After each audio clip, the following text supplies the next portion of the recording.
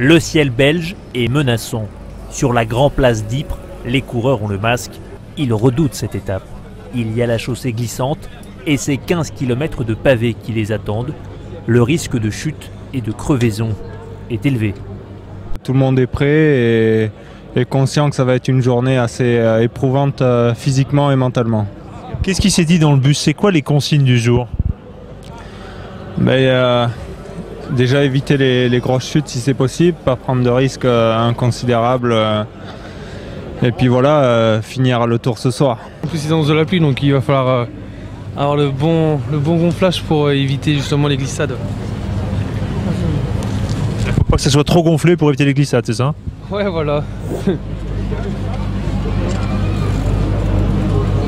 Il y a la boule au ventre, c'est une étape compliquée, il y a du vent. On essaie de les rassurer, de leur dire que les choses vont bien se passer, que ils ne sont pas ni meilleurs ni plus faibles que les autres et que s'ils savent rester concentrés, groupés et sans panique, ça devrait passer. Pour aborder cette étape, les coureurs utilisent un vélo spécial, celui du Paris-Roubaix. Fourche cintrée, cadre renforcé, muni d'un petit caoutchouc amortisseur.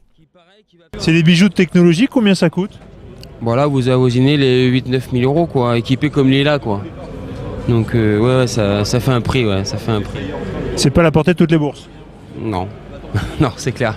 Et c'est des vélos qui vont servir beaucoup sur ce tour? Non, non, juste aujourd'hui. C'est vraiment un dispositif vraiment exclusif pour cette étape-là avec les pavés. Alors vous en avez combien des vélos à 8 000 € pièce, ces cadres qui vont servir uniquement une journée?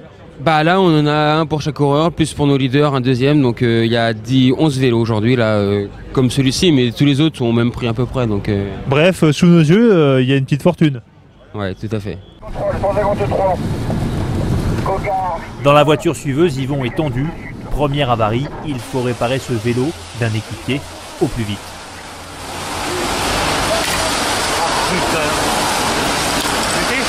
Qu'est-ce que vous devez faire? On va changer la patte de dérailleur et changer le dérailleur. Là, il faut aller vite, là. Oui.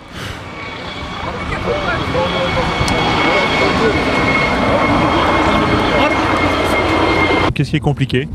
Faire de la mécanique très rapidement parce que le coureur a besoin de son vélo, il n'a plus de braquet, donc c'est hyper important et en plus il faut que ce soit à tout prix donné avant le premier secteur pavé, donc se faire le plus vite possible. Nouveau rebondissement, la chute du champion de France Arnaud Démare, sa tête a heurté le sol. J'ai été sonné, ça va mieux. T'inquiète, ça va mieux, on reste avec toi.